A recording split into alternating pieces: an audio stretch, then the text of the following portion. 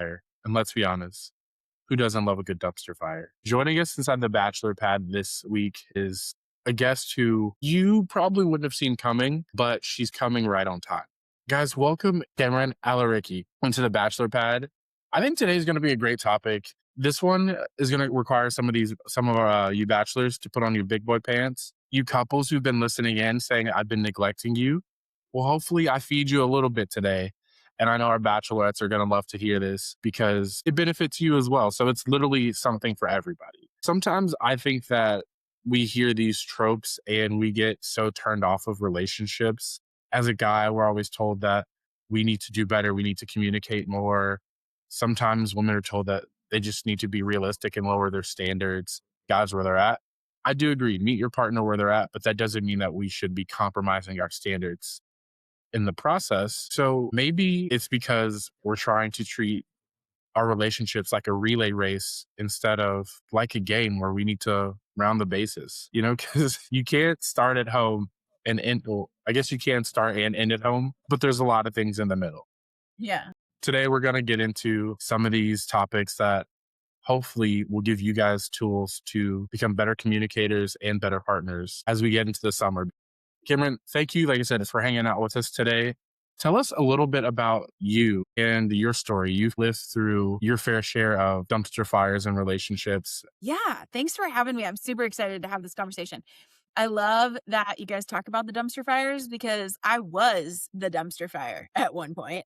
I've been married twice, divorced twice. Yeah, I've kind of been through all the dumpster fire, but that's also what has led me to being what I am. I actually taught kindergarten for about 15 years and noticed a very distinct difference between the kids that were growing up in homes of divorced parents versus the homes of parents that were together. And I was good at teaching, knew it wasn't my calling, knew that that was like not where I needed to be every single day. And so I actually started out as a life coach before being a life coach was actually a thing and everybody and their dog was a life coach. I had one lady that came to me and she was like, "Hey, I've taken all of your courses. Now I need you to coach our marriage because it's either you or we get a divorce." So you don't know, no pressure there. And so I was like, Okay, well, that's not really what I do, but like, sure, let's try it." So I did and actually loved it, fell in love with it. So didn't want people to actually go through the divorce process like I had. And so started teaching them and also teaching myself at the same time how to have a healthier, happier marriage. And then my husband and I actually ended up getting a divorce in the middle of all of that and then reconciling a little bit later. Yeah, lots there. Listen, the highs and the lows, and then the As highs it again. Yeah, So, do you reconcile with husband one or husband two? 2. You guys who've been with us since season one, remember we had Andrew Berner on the show. He said something that's kind of stuck with me throughout the next 3 seasons. And it's every relationship has its season. So the fruit might have been ripe for a moment, but that doesn't mean that it won't be ripe again. And I love that because I've had a couple other people on since then that have reconciled with partners. Sometimes the fruit really wasn't ripe when you guys first got together. And so sometimes you have to just let it keep growing, go through these different seasons, and then finally it's ready to be picked and enjoyed. And I feel like that's what reconciling with a partner is enjoying that fruit that's finally ripened. Yeah, for sure. I mean, here's the thing, Josh. I've been doing this for 8 years now, coaching couples, coaching individuals, all of these things, dating, marriage, divorce, all the things. And what I've really come to understand is the fact that nobody's actually qualified to be in a relationship. Nobody until they have learned how to be qualified to be in a relationship. Yeah, go ahead. Say it. Ask I me was this. I was literally just gonna say we're all toddlers, We okay? are. That's all Yes. we are. Let's not pretend. Kindergarten is no different than teaching couples. Like it really isn't because we're all little people in big bodies. That's it. And so we're not qualified. And I'll tell you why.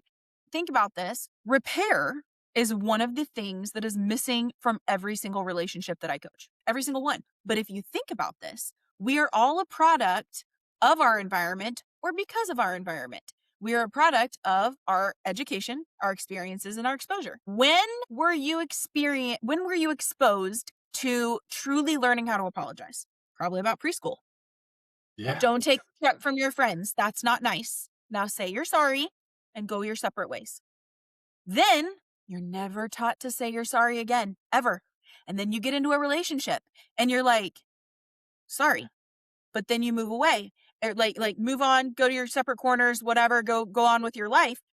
And your partner's like, that wasn't a real apology. I don't really feel like you apologized. Well, that's how I learned to apologize. So what do you want me to do about it? It's so true. We live in such a reactive society. And I think that's just universal, not even like here in the States. Like nobody apologizes beforehand, or at least genuinely, because we're never taught that. We always just instinctively, reflexively. It's not even because we want to. It's because you're like, oh, you're upset. It'll be inconvenient for me if I have to deal with your emotions. So I'm sorry. Exactly. Yeah. So I understand what you're saying 100% is you're just like, okay, I'm sorry. Can I go play now? Yeah. That's what it gives me. Exactly. No, and that's absolutely what it's giving. And the thing is that there's so many different apologies that are wrong, and yet we still do it. So the whole like, I'm sorry. What are we having for dinner now? Or, well, I'm sorry you feel that way. Another one is like, what? I said, I'm sorry. What more do you want from me? And all of them are like, bleh, no, no. That's one of the things that I legitimately have to start out with when I'm coaching couples is to teach them 5 fingers. You have 5 fingers, hopefully, on your hand. So when you apologize, you can literally count on your finger. Okay. Am I hitting all the points? And this actually stemmed from there's a book called The 5 Love Languages, which I think is total crap, but that's a whole nother story for a whole nother day. And we can get into it if you want to. But Dr. Gary Chapman also wrote a book called What's something a life coach would say that you think is different as far as what it means to have like a healthy relationship? I don't know about you, but my life gets busy and I love a good quickie. However, sometimes relationships aren't about being convenient and getting it done fast. Sometimes you really need to hit all 9 innings. So I'm going to try a fun little new segment called Play Ball. And we have 4 bases to cover. First to home. There's so many layers to a quality relationship. And I think this is important that the men hear what the bases are so they know the rules to the game they're playing. And I yeah, think this is also a great opportunity since we have somebody who's a man, who's somebody who's a woman, to give our unique perspectives on these things because that's really why we do this. It's not to prove that I know more than you know more than me. It's to help everybody who's listening not just find the person they're meant to be with, but to help them hold on to those relationships. I don't know about you, but there's been at least a time or two where I didn't have the tools or I didn't know the rules to the game and I lost a relationship that I valued that I thought I'd sustain forever. So I think this will be a great section for all of you who feel the hiccups maybe starting to be on the road and you want to get ahead of the curve. Alrighty. The first base, safety. And what I mean by that is what does it mean to be emotionally safe? What does that look like? What does that feel like? Not even when you need it, you always need it. So what does safety mean to you? the one part of safety that most people are missing is emotional safety. And to put it very simply, can your partner or anyone come to you and talk about anything at all? Anything. It could be UFOs. It could be they saw a bird today. It could be they don't really like spaghetti, actually. It could be, here's my most embarrassing moment, and this is how it's traumatized me for the rest of my life. Like, it could be anything. Can they come to you and you, A, listen well, B, you don't dismiss them, minimize their experience, shut them down, look at them like they're an idiot, tell them that you don't really want to hear about it right now, like any of that. You listen, you acknowledge, you validate where validation. And I think that's another thing is that validation does not mean you're agreeing with it. Validation just means, yeah, I hear you. I understand that if I had the exact same experiences, exposure, and education to that, I would feel the same way that you did. Or here's how I would feel if I were in that situation. So are you there for them? Do you turn towards them instead of turning away from them when they come speak to you? Safety is financial.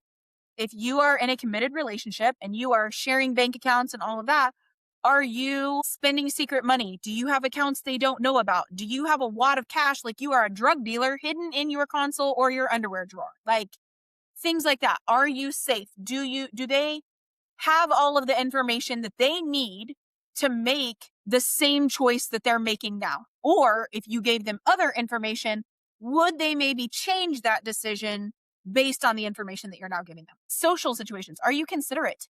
Social situations. Do you put their uncomfortability ahead of some random person's comfortability? Meaning, do you pay attention whether or not your partner is uncomfortable in that situation as much as you pay attention to whether or not other people are comfortable in that situation? So, are you a safe person? Do you consider other people? Do you think about them? Do you turn towards them instead of away from them? That kind of thing. Can they trust you? That's really big. And you made me think of something. One of my favorite compliments, and I've said this time and time again, is I love when people say, I feel comfortable around you. I feel safe. That's huge because of what you said. That's one of the biggest driving forces of human life. We need to feel safe. If you don't feel safe, you don't stay in situations or you look at ways to escape. You don't want anybody to have to escape your relationship. You want them to be happy. You want to stay there, whatever the parameters of that relationship are. However, realized as many times as people have said that I make them feel safe or comfortable, I've had not as many, but I still have had people say the opposite. Different people require different parts of safety, and that feels different for them and their reality. I guess that's the easiest way to say that.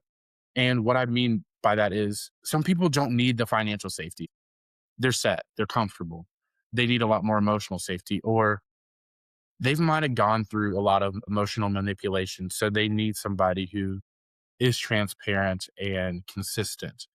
So I feel like safety is also adapting in a sense to what does the other person need.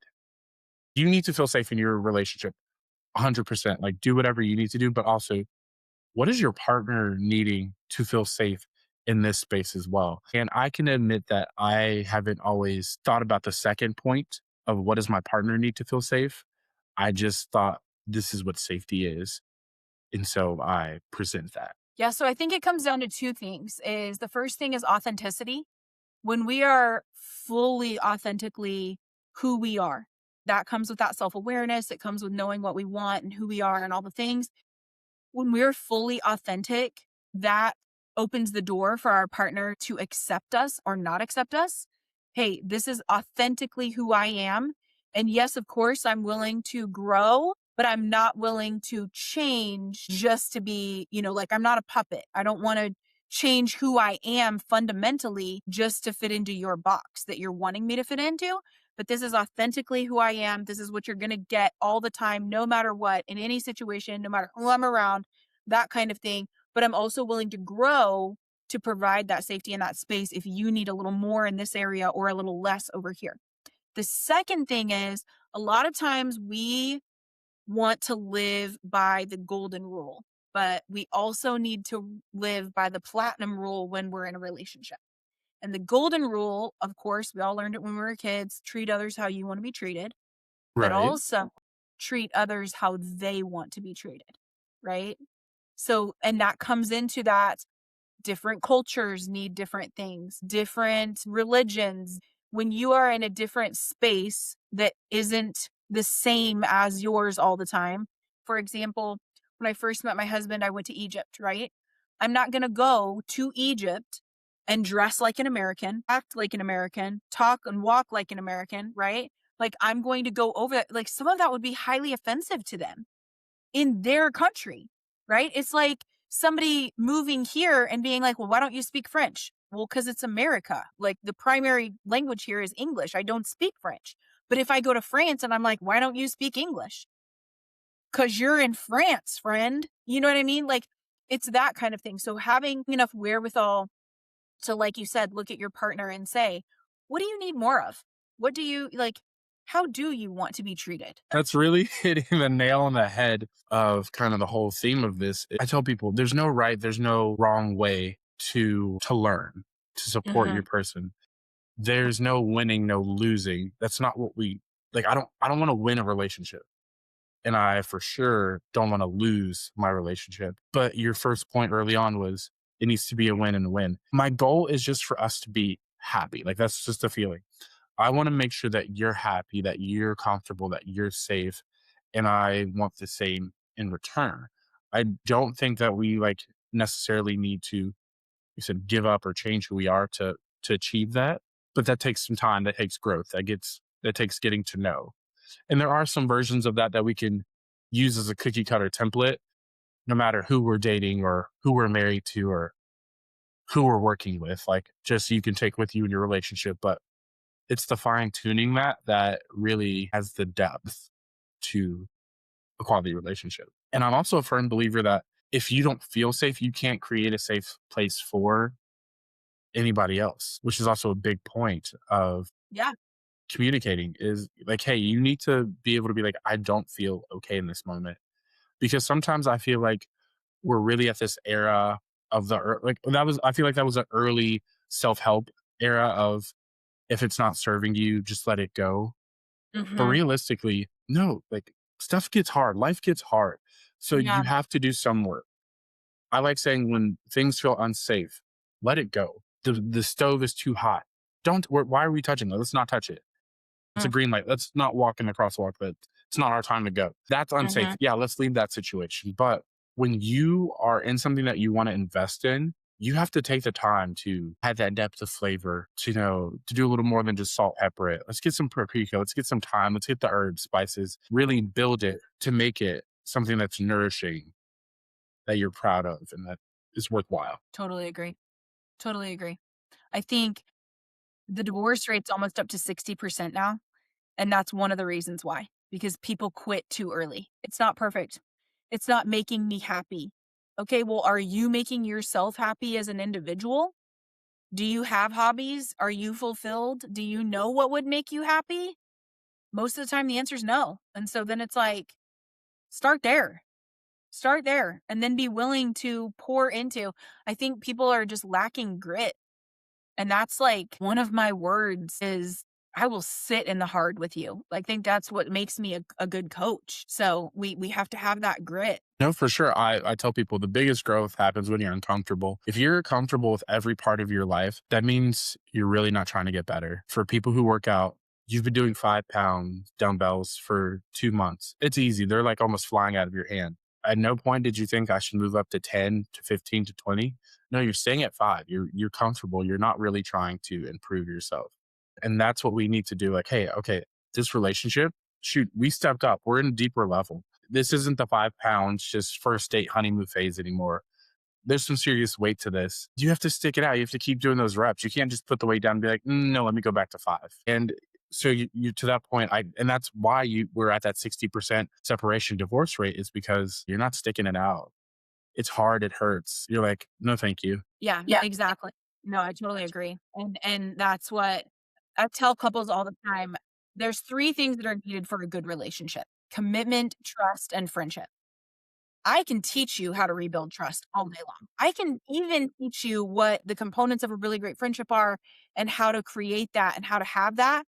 I cannot teach you commitment. Like, if you're not willing to stick it out, if you're not willing to have that grit, if you're not willing to, like you said, put in those reps and get better, I can't help you. I mean, and that kind of goes into like second base of connection is like I said, we can teach you trust. We can teach you how to build it, how to sustain it.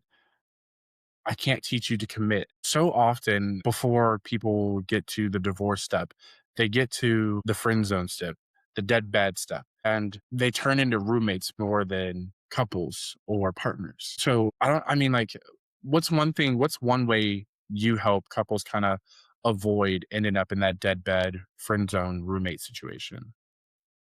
Yeah, so like we're talking about now is I teach them to run the bases and run them well and run them in order. So you have to have that safety first. I mean, it's Maslow's hierarchy of needs. Like, if you're not having your physiological needs met, food, water, shelter, clean water, clean oxygen, all of that, then the next step is safety. Are you safe? Do you have security in all of that? The next step is love and belonging. Well, that love and belonging is connection. The fundamental difference there, though, is that men connect through shoulder to shoulder activities for the most part, where women connect through open ended conversation. So all of those questions that you were asking to get to know somebody in the dating stage, then like the dating stage sets the expectation for the marriage stage. So when you get into marriage and you're like, well, I don't have to ask those questions anymore because I asked you while we were dating. And so now I know those answers. Well, you don't, friend, because every time you move, every time you have a job change, every time you add a kid to the mix, every time something happens that you grow as a person or they grow as a person, they're changing. And so are you. So like you may have just discovered a brand new ice cream flavor that was absolutely mind blowing. And now that's your favorite. It's not actually what your favorite used to be. Or, maybe I know as moms, this is super random, but as moms, once you become a mother, there are certain sounds or like I didn't ever worry about what was on the floor. And now all of a sudden that I'm a mom, if I like have graham cracker crumbs or something that I step in, it's like gives me the EBGBs. And so like that's changed. So you know what I mean? Like, so now I have this thing where every day I sweep the floor. So and it's like you're just changing. So you have to continue to get to know your partner through those open-ended conversations. It's not just, again, going back to the golden rule, doing what you want to do. An example that comes to mind, I had a couple that I was working with a couple of years ago, and he usually didn't plan dates. But there was this one weekend where he plans like this elaborate date. They go to a baseball game, they go and eat, like they're doing all these things. They're going home that night. And he looks, God bless him. He looks at her and he's like, that was a really great day. Like that was a fantastic day. And she looks at him and just popped the balloon. And she goes, I really didn't get anything out of it. And he's like, what? I've spent all this time planning this baseball game and this and that and the third. And she goes, yeah. And you didn't ask me one thing the entire day. Like we didn't really talk. We went to these things. We did these things. There was no conversation. And he was like, okay. And this is how it starts, is that then that resentment sets in of like, nothing's ever good enough for you or, stuff like that. And when the resentment builds up over and over and over, it's like bricks. You're just laying bricks on a wall that then you have no window, no door, and no access to your partner. It kind of reminds me of what you talked about earlier or in the last episode, depending how you guys are taking this in, about your husband. He's like, I honestly didn't know what to get you as a gift. Yeah. So, and what I said earlier as well is women are sometimes have to lower their standards. They shouldn't have to, but they do. And what that causes is the situation right here of I lowered my standards to early on, maybe to think that like, hey, you made an effort to plan a date. Like that shouldn't be, that should be bare minimum. I shouldn't be jumping, yah, hooray, because you planned a date. Like you wanted to take me out. You wanted to spend time with me. You wanted to get to know me. Of course you planned a date. But because that might have been such a big deal then, or that was the standard, that now, my point, your husband getting you the gift, he was like, I don't know what to get you. I just got you something that I would like or I thought would be good. But when you go to get a gift, it's not what do I think is good. It's, hey, what would they enjoy? What's going to help them? What do they need? And that's the difference. That's the conversation that I feel like that doesn't happen. That I'm glad you said something because I'll stand right beside you. My bachelors, my partner guys out there, like we need to do better in this aspect of raise the bar for yourself. If your partner's not going to do it for you, do it for yourself. I guarantee she or they have gotten you some super thoughtful, heartfelt gifts that you're like, I really did need a new watch or wallet, or you just like, I'm never forget this. This is the best gift I've ever received. You gotta do the same for them. They should be able to be like, you know what? This was the best date I've ever had in my entire life. Or I felt so seen, like this was the perfect day. Yeah. That should be the new standard. Here's a hack for all of your listeners. I don't even think it's about lowering our standards. I think it's about, again, going back to that previous episode that you were talking about, where we were discussing not being a mind reader. If you are someone that you connect over shared activities, plan an activity. If you are someone who connects over open-ended conversation, be the one to send the question. Text the question and then voice text your answer, because communication is 58% body language, 35% tone, 7% words. So when you're just texting, they're only getting 7% of that message. When you're voice texting, now they're getting 42% of that message. So, like, text the question and then voice text it. In my school community, I have over 350. There's super fun, like, hey, chips, National Chips and Salsa Day is coming up. Where's your favorite place to get chips and salsa? Clear down to like, what's the one thing that your grandfather taught you or didn't teach you that you absolutely would have valued or that you value the most? You know, things like that. So there's some that are super lighthearted and some that are like super valuable or like super, super deep, like we were talking about. But here's your hack, okay? And this can be for your mom, it can be for your dad, it can be for your partner, your kids, whatever. Have a spec sheet in your phone and have it be like my kids' names are Mason and Zane. So Mason's spec sheet, Zane's spec sheet. My husband is Mo. Mo's spec sheet. When they say things like, "Ooh, I'd really like to go to Fiji," write that down. Like places they want to go, places they don't want to go. Like for me, I have no desire to go to South America. I have no like I don't know, just not on my list. Pretty much everywhere else, great, let's do it. And nothing against South. There's nothing down there that I've been like, "Oh yeah, let's do that." I don't know. Maybe my mind will be changed. I have no idea. But little things like that. I'm allergic to peanuts. So, he needs to have that in the spec sheet. Ring size, things like that. Shoe size. What, do they want watches? Do they not like watches? Do they prefer silver versus gold? Do they like, there's just so many different things.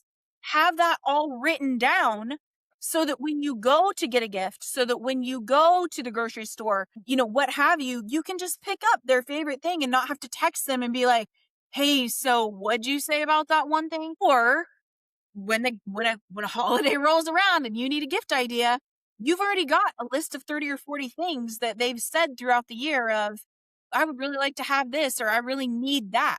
So that's your hack. That's such a good point because a lot of the offices I work in, they always do that, like, get to know me or like, let's get to know you. And they're like, hey, what's your favorite candy? Do you prefer gift cards or gifts? Like stuff like that. Building that spec sheet just sets you up for success. Sure, it might change over time, but you're never not going to be allergic to peanuts. So, hey, no, let's not give Cam paydays or Yeah. the yellow box of M&Ms. Like the like that's something that's always safe. I'd be like, ooh, I just can you're going to the store, can you grab me some candy, a sweet treat? Let's not get payday. I know when we first started dating, she was allergic to peanuts, but she's like not allergic to them anymore. It's probably fine. That's a thing that may not change. However, he's like, you know what? She used to like gummies, but now she likes dark chocolate. That's the thing that I can change, but you have to keep updating that spec sheet. So I do love that. And that is something that both the gals and the guys might want to tuck away for But a rainy day. even more than that, here's something else that like, how many points do you think you're going to get if it does change and you're like, "Oh, you like dark chocolate now? Like you used to really like gummies. What changed for you?" And you're getting to know them and they're sitting here going, "Oh my God, you remembered. You remembered that I liked gummies and now that wow, how many points are you going to earn now just because you had it written down? It wasn't even something you had to remember. It was just something that you had written down and then noticed that it changed." That's only going to improve your situation. We love the why. We all love talking about ourselves. So when you have a gimme like that and you just ask, was there a change? Or I was like, oh, dude, you used to be a spice champ. Like, yeah, just no matter what, just talking about the why, you're right. It does give you a few extra points. Everything. The next base, intimacy. Mhm. That's a Yeah. really big one. We spoke about that earlier in previous episodes. How I think that's been the theme of this entire 6 year period that we've been running the show. Intimacy, super important, a staple, a must, a crux of any relationship. If there's no intimacy, then there's no relationship. Yeah. That's true. That's true. Why do you think that so many couples want vulnerability inside the relationship? Vulnerability is a must have for connection. In order to be fully loved, you have to be fully known. But in order to be fully known, you have to be vulnerable. You have to. There is no question about that. Okay? So when you are vulnerable, and you are also humble. That's also two qualities that not a lot of people have. So that's sexy and it's attractive. And it's something that says they're willing to be vulnerable with me. And that means they trust me. So it's a connector for you. So if it's a sexy, almost prereq, why do we make it so unsafe to be that way with each other? Fear of rejection. We're not, and it's a lack of self awareness too. We don't realize, again, going back to what we talked about in the last episode of making it all about me, we don't realize that when our partner says, hey, I'm really scared of X, Y, and Z, or hey, I really think this, and this, or this happened to me, we automatically listen, making it about us so that we can respond of, oh yeah, that happened to me too. Or, well, I had something worse. So what happened to you really isn't that bad. Instead of listening and just saying, that sucks. That must have been really hard for you. How can I show up for you? How can I be there for you? How can I pray for you? Like things like that instead of making it about us. We are very egotistical creatures as human beings. And so instead of, or we take those thoughts and those vulnerabilities and we're like, oh, you're scared? You're not as attractive to me anymore. Instead of, wow, you're a human being. Weird. Let me help you through this. Let me be there for you. Like, thank you for your vulnerability. Thank you for trusting me with this information that we've been together for 4 years and you've never said this to me before. Thank you for finally trusting me with that information, kind of thing. A good staple of a good relationship is some assembly required. Hmm. Okay, you just can't open up a relationship out of the pack and it be ready to go. You may have to put some parts together. You might have to give it batteries. I think that's a relationship that will last. One that you did the time, you spent it, you put it together. You'll remember it more. It means more to you than I just open it up and I turn the iPad on, or it just boots right up and it's ready to go. So I love that you brought that point up because it just reminded me of, hey, there is some assembly required. It's that grit that we talked about to get to know you. I have to learn how to use it. I need to know, how does it operate? What are good conditions? What are bad conditions? How can I make it better? And then it was like, you know what? I put a little bit of me into that. It puts a little bit of you into me. We're growing together. We're bonding somehow. Because there's always this one thing in like a long relationship where you might have thought was the nerdiest, weirdest thing that we're like, oh, I don't like this about this person and I'll never be a fan of it. But somehow now you're quoting these movies, or this random fact that you wouldn't have known 5 years ago. You know what I'm talking about. I know what you're talking about. I love those moments because it just shows the growth. Yeah. Yeah. It shows the maturity. Yeah, absolutely. And that's what intimacy is all about. It's having that emotional intimacy is required because that's what builds the friendship. Do you have those little quirks, the inside jokes, and you just know that your partner is always going to have your back? Like they truly are your ride or die, that you can be vulnerable with them and you're not going to get rejected. You can say things and sound like a complete moron and they're not going to act like you're a moron. They're going to actually fill in half the gap and know what you're saying. Perfect example. When my husband first came back from Egypt, he didn't speak English well. I mean, he spoke, but not well, right? He also has massive ADHD. And so he will have half a conversation in his head and then loop me in.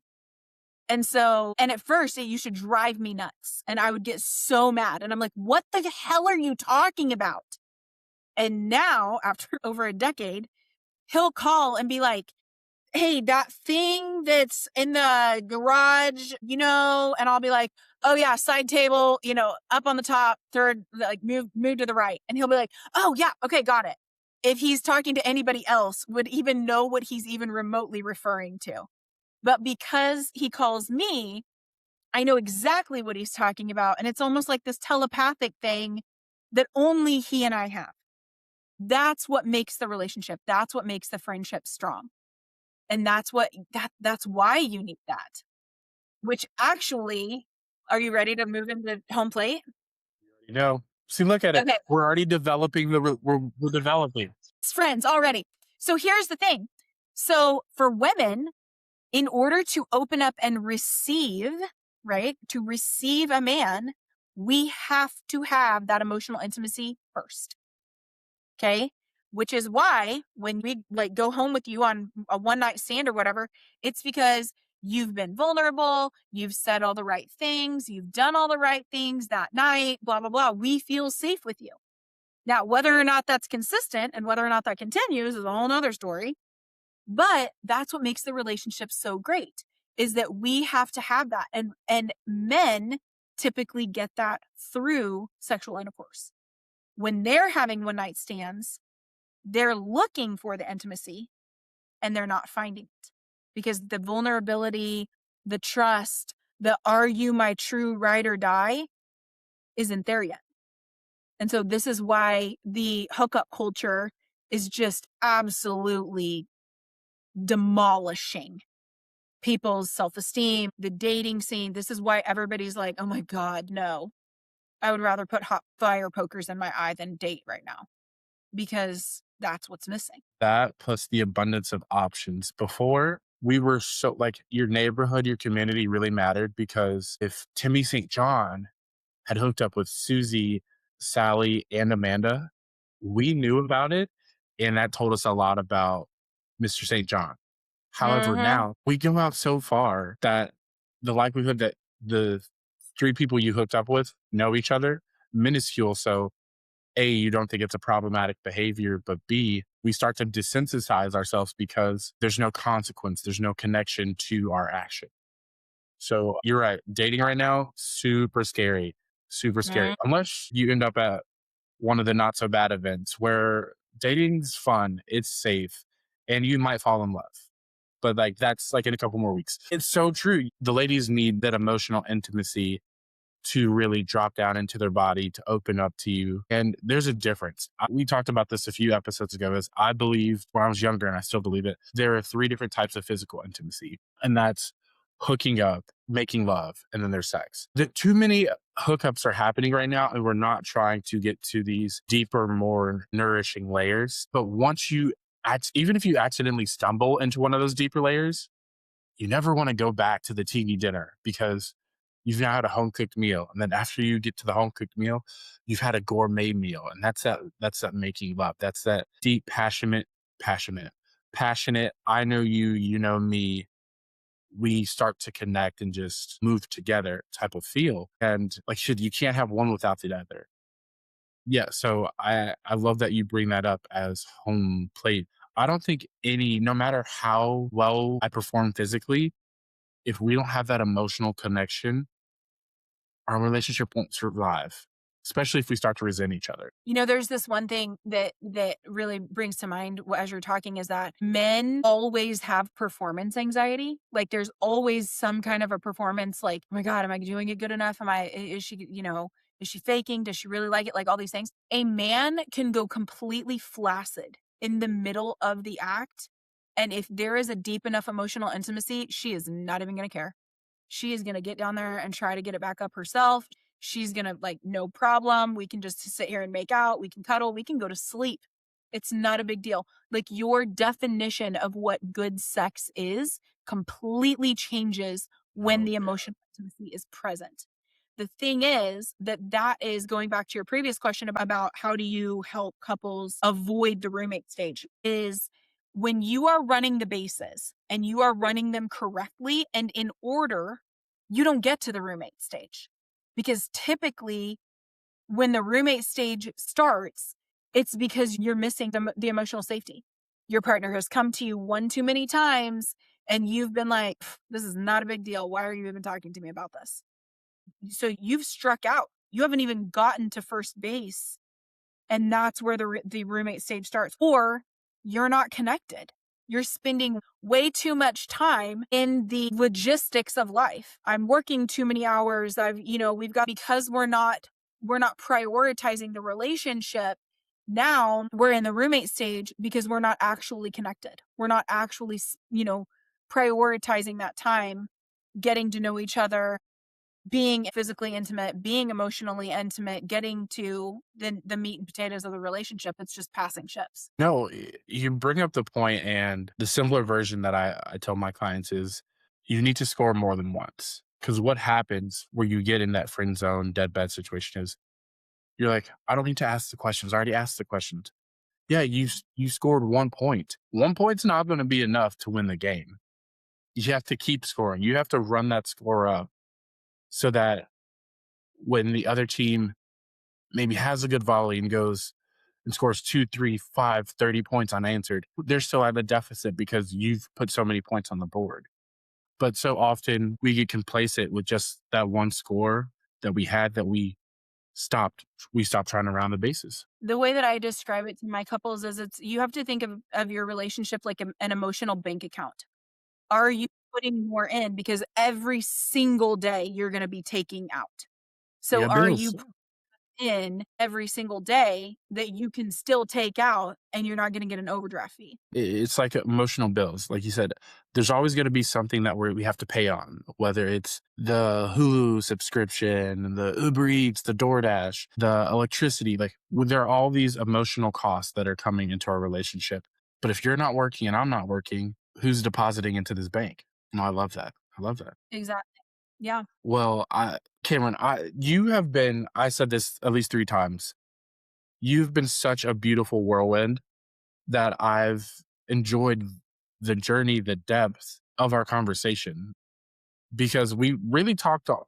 If you guys are watching this on YouTube, this is like a 2-part series. So you'll have to go to Spotify or your favorite streaming service to get the full thing together. Or you can wait until next week and see both episodes. But you really do need both parts of this conversation because we started with learning the importance and how to apologize because apologizing shows that you're prioritizing your relationship. It's going to be the thing that keeps that relationship going because no matter how good you are to each other now, you're going to have conflict. There's going to be some type of thing where you don't agree and you don't see eye to eye and you're going to need to apologize. So knowing how to do that and knowing just the basis of what a happy, healthy relationship is, they go hand in hand. So definitely check out both parts of this episode. The link will be down below, or it might pop up as a suggested thing to go to next. The last question that I have for you, besides, where can we find and connect with you, is if I develop time travel right now and I could send you back 15 years, what is something you would want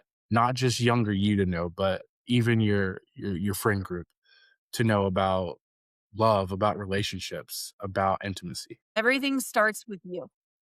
Like, you can sit here all day long and you can blame your partner and you can point fingers and you can say that they're the problem.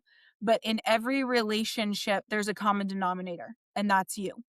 So you have to fix your emotional regulation. You have to learn, you have to qualify yourself to be in relationships. And that's not just romantic relationships. That is business relationships, as a parent, romantic, even as a son or a daughter.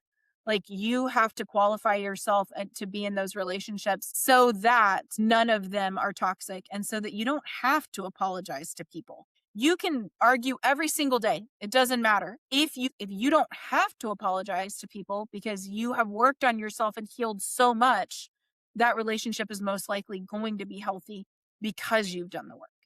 And that's where I really needed to humble myself and do the work on myself. Even as coaches, even as professionals, like there's still work to be done for us. And I tell people that all the time. Now, Cam, if people really want to not wait that 6 months too late to start investing into their marriage, to start rounding the bases again and getting off the bench, where can they find you? How can they connect? Yeah, absolutely. First way, my website, www.recognizingpotential.com. Second way, my podcast every Monday drops an episode called Married and Connected, anywhere you find your favorite podcasts. Third way is Instagram at married.and.connected. I do hang out there a little bit. School, SKOOL. I do have a school community that is there. There are tons of monthly workshops and free resources and all kinds of things. There's courses you can purchase there, all kinds of things. You'll be the first to know of any monthly workshops or any new and upcoming things going on there. And then I also, if you're interested in getting a little bit more self-awareness, then I do have a book on Amazon that is just released, and it is called Connected to Me. and it is a blue questions in there that are meant to be like journal prompts for you just to journal through and get to know yourself a little bit more. Life, love, happiness, finding your joy, finding your purpose, what you want out of parenting, all the different things. So it will help you develop that self-awareness. Perfect. For anybody listening who is either just starting their game or has been playing for quite a few innings, don't stop rounding those bases. Really ask yourself this week, what's the first base? What's the next base I need to reach? And if you're unsure, she just told you 3 ways that you can get sure. And if you do know that first base you need to go, why are you waiting? Take off. Like, make it back home. Make sure you're sharing this episode with maybe your partner who also is stuck on third, or a friend, your coworker, anybody who you think or know needs to be like, hey, I need to get back in the game. I need to start scoring again. And just remember, marriage isn't just home plate. It's not won by scoring 1 point. It's won by being a great teammate, by never stopping, never taking your foot off the gas, by continually having fun with the game. When relationships become a chore, nobody wants to do them. So until next week, I will see all you amazing bachelors, bachelorettes, and married people in the back for an all new episode of the Not So Bad Bachelor Pad.